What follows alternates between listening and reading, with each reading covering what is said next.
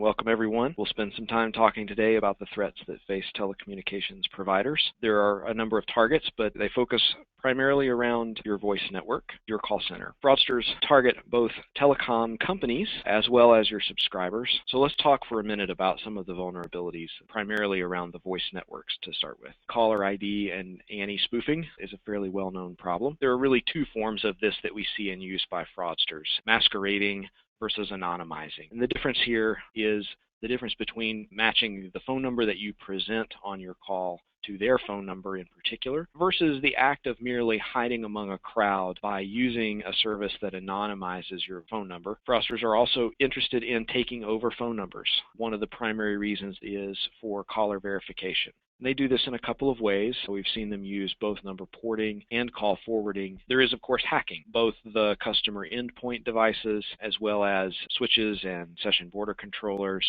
And then, of course, attacks against the SS7 network itself, privacy issues here. And fraudsters take all of these vulnerabilities and apply them to make attacks against the voice network. International revenue sharing fraud is a means by which fraudsters can generate traffic for which they will receive a cut.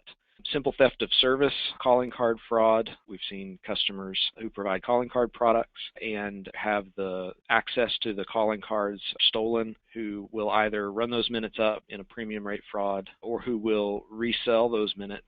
But what about the call centers that you operate? Well, there are a number of attacks there as well. They are largely oriented toward your customer service representatives. Your CSRs are a human element, so as a result, they are vulnerable to social engineering. Knowledge-based authentication. These are questions that are asked to establish or verify the identity of the person who's calling. These are increasingly ineffective. Failure rates are somewhere between 10 and 15%. Knowledge-based authentication is vulnerable to fraudsters because so much of our lives are increasingly lived online. Fraudsters find it very easy to gather that information when they need it, and what they can't gather is frequently available in black markets.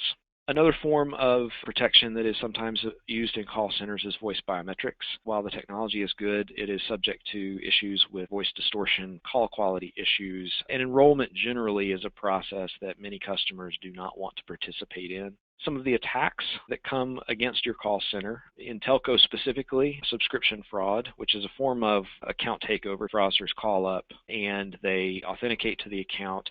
They add lines. They may order phones if you subsidize phones. They then begin to monetize that either by reselling the phone or by generating traffic. We also see some amount of new account fraud. Rather than taking over a customer's existing account, use a stolen identity to create a new one. Depending on the way that your business works, we also see some amount of card not present fraud, so using a stolen credit card to place an order for a device. Finally, there's the issue of data breach. As fraudsters penetrate your organization, they are able to gather information about your subscribers and use that for identity theft. They may use it to initiate social or email hacking, and so we see that with Matt Honan of Wired and more recently Andy Weir. All of these attacks against the call center are on the rise.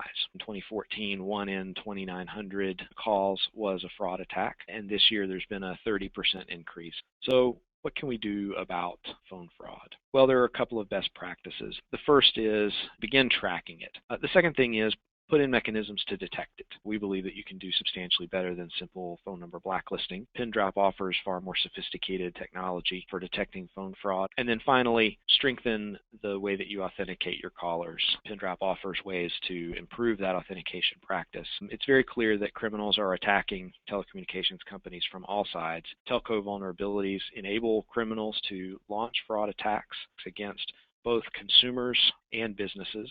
And we believe that there are a number of best practices that you should be working on now.